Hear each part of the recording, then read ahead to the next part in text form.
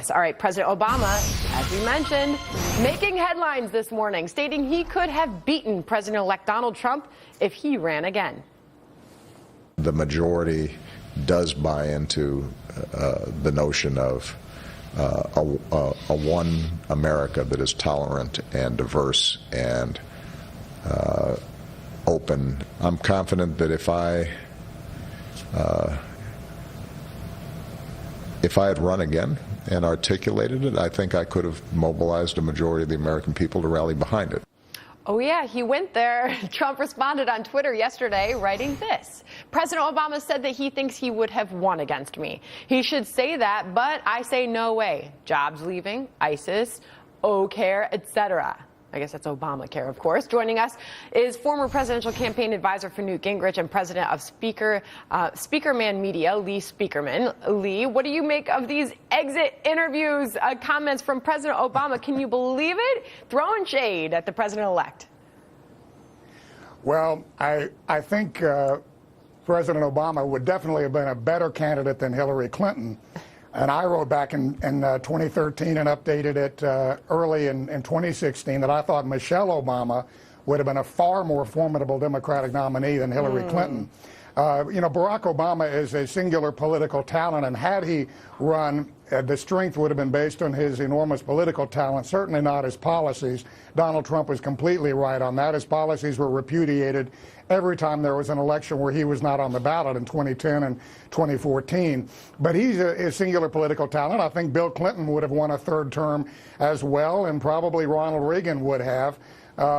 So, you know, we've had in the past 100 years very few singular political talents, Franklin Roosevelt, Jack Kennedy, you know, Ronald Reagan, Bill Clinton, and I would put Barack Obama in that class. Unfortunately, his policies were devastating economically and in and of course overseas. And that's of course what we heard the president-elect in that tweet. Steve Forbes, I want to get you in here. He did respond by saying, no, I don't think so. You know, these are the policies that people were voting against that have driven jobs out of the country, et cetera.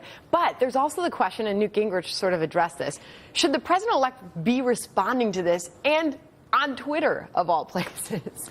Well, he's been doing it, and he's going to continue to do it, and he's not yet president, so he can take a jab if he wants to when he feels like it. In this case, it was justified. Every president has ambivalent feelings about successor. What Obama said was a real slap at Hillary Clinton, just as Bill Clinton slapped Al Gore, saying I could have won and he couldn't.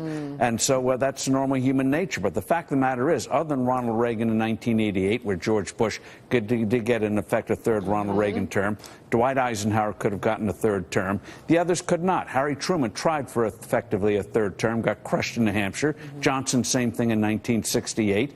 And in terms of Obama in 2016, he had 8 years to do all the glorious things he said he'd do, and he failed. He almost lost in 2012. He only won re-election because of a singularly inept campaign by the Republicans and Mitt Romney, and he should never have gotten a second term. Third term, he would have lost. He could not say, he couldn't blame it on George W. Bush. But then you were reminded, though, Lee, when I was watching that, I was reminded of that warm, cozy moment that they shared at the White House where they shook hands when Trump became the president-elect, and he said he'd be willing to counsel him, and he's a phone call away, and then there it is.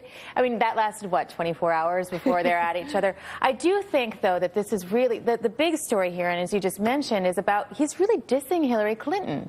And so I think what this is showing even more than anything is that the Democrat Party is really in disarray. They're not on the same page. They're not, you know, moving the same direction. To say that, you know, I could have gotten the message right and it would have been different, and that's a real jab. And that got to the whole thing. What was the message? Another 8 years of stagnation and chaos abroad? Tough sell. All right. And meanwhile, President Obama, Lee, is taking more action before leaving office. This past week, he moved to ban oil drilling in parts of the Arctic and Atlantic Ocean, and he's reportedly planning more detainee transfers out of Guantanamo Bay. Former House Speaker Newt Gingrich weighed in on these installments on Fox News Sunday. I want you to listen, and we'll get you on the other side.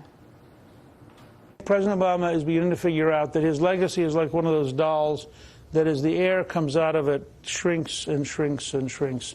And that 60 or 70% of his legacy is executive orders. almost all of which will be repudiated by Trump. And he's in this desperate frenzy. What he's actually doing is he's setting up a whole series of things to distract Trump, which will make his liberal allies feel good about Democrats and hate Republicans when Trump rolls them all back. Lee, you know Speaker Gingrich. You worked with him in the past. What did you make of his comments and Obama's actions at the 11th hour of his presidency? Well, of course, I agree with Newt on that. 70% of his legacy could be repealed, and this terrible offshore oil exploration and drilling ban can certainly be repealed. That's based on a 1952 law. It's fantasy to say that a Republican Congress can't overturn that law, and it needs to be overturned. We've got to have energy independence in this country, not only for economic reasons, but for national security reasons. That's absolutely crucial. We've got to stop funding ISIS, which in effect we do when we prop up the world oil price by not producing as much energy as we can here in the United States. And so that's just one more thing for President Trump and the Republican Congress to repeal, which they will, focusing on those repeals as well as getting quick confirmation of the wonderful cabinet that President-elect Trump has named. That has to be the priority, quickly followed by repealing and replacing Obamacare. Yeah, I mean, what do you make of this final push that we're seeing from the president here in his final days in office? Well, he's realizing he's leaving office and there's not much he can do about it, so he's throwing out a lot of stuff, figuring it would take a lot of time to undo what they're doing. The Senate's going to be really dragged down with these cabinet confirmations, so it's just negativity is all they have to offer. She had nothing to offer other than say she doesn't like Donald Trump, Hillary Clinton during the campaign, and now they have nothing to offer other than to say we're going to fight every inch of the way. They lost, but they can't accept it. You know, the Lions lost last night to the Cowboys. Yeah. Get over it. Yeah, that was terrific, by the way. I'm in a very good mood this morning because of that. But, you know, I mean, there's a lot of people who are saying, can you really act shocked by this? I mean, we did see this coming. I mean, this last-ditch effort to seal his legacy. Yeah, there's no question that this is not a surprise. It's exactly what we expect. And we know that Donald Trump says the first thing he's going to do is undo all of these things he's done. So it's a really interesting time to see. The case isn't necessarily being made by Obama on these things. He's just acting instead of making or persuading people that these are the right decisions to make. But that's really an issue that the Democrat Party has had throughout this whole cycle. All right, a lot going on this morning. And he set a bad precedent for Trump, too, because his philosophy was you can impeach me. That's your only alternative to the executive orders. And what we're going to see is Donald Trump is going to, when he has to, use executive orders, even though he's made a point of saying that he wants the Congress to approve things to do it the right way. But I think the Democrats are going to rue the day that they tried to run the country with executive orders. All right. Lee Spieckerman, thank you for joining us this morning. Good to have you, sir.